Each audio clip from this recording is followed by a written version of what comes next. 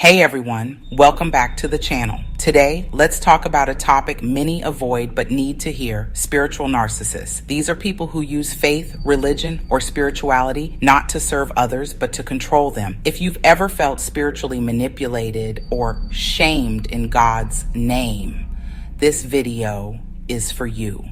We're going to talk about what spiritual narcissism is, the 7 signs to watch for, and most importantly, how to protect yourself. Let's dive in.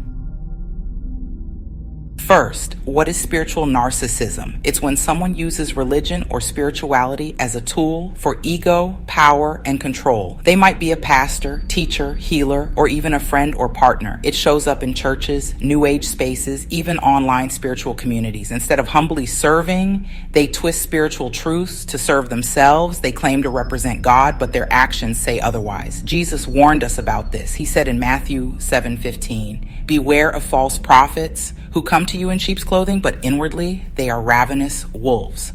And what's in Sadarni? Let's talk about how to spot them. Here are 7 signs someone is using God or spirituality to control you. Watch carefully. 1. They use God or scripture to shame and control. They'll weaponize the Bible or spiritual teachings to make you feel unworthy, dirty, or rebellious if you don't obey them. You'll hear things like, if you really love God, you do what I say. God told me you're wrong. This isn't correction in love, it's manipulation. 2, they claim to be the chosen one with special revelation. Spiritual narcissists often say they have a special, exclusive connection with God. They make you believe they alone know the truth. If you question them, you're resisting God. You just don't get it. It's about keeping power by elevating themselves. 3, they have no accountability or humility. They won't apologize. They don't accept correction. They surround themselves with yes men or silence critics. True spiritual leaders serve humbly and admit when they're wrong. Spiritual narcissists can't stand being challenged. 4, they manipulate with fear of hell, damnation, or karma. They use fear to keep you in line. You'll go to hell if you leave this church. Your karma will punish you if you question me. Fear becomes a leash they control, but God doesn't work like that. 5, they isolate you from other viewpoints. They'll say, don't listen to anyone else. They're worldly, deceived, dangerous. They want to cut you off from other voices, so they are the only authority. This isolation keeps you dependent and easier to control. 6, they demand loyalty over truth. They expect blind loyalty even when they're wrong. They'll say you're betraying God if you question them, but real faith encourages discernment and testing of spirits.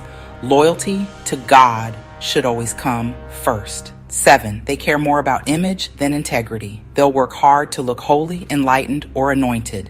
But behind the scenes, they lie, exploit, abuse power.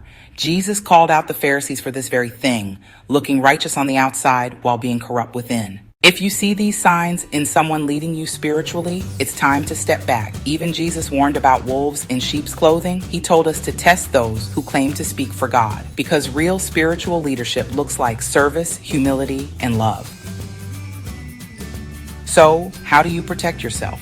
1, set boundaries. It's okay to say no. You don't have to follow anyone blindly. 2, practice discernment, pray, study scripture yourself, ask God for wisdom. 3, seek healthy community. Find believers who encourage growth, honesty, and mutual respect. 4, pray. Ask God to reveal truth and protect your heart.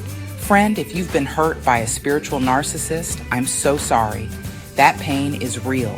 But don't give up on God because of people who misrepresent him. God is still good.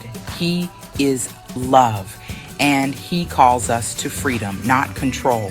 If this video spoke to you, please give it a thumbs up, share it with someone who needs to hear it, and subscribe for more spiritual empowerment and honest conversations about faith. Comment below, have you ever encountered spiritual narcissism? How did you heal? Your story might help someone else find freedom. Thank you for watching. Stay discerning, stay free. God bless. See you next time.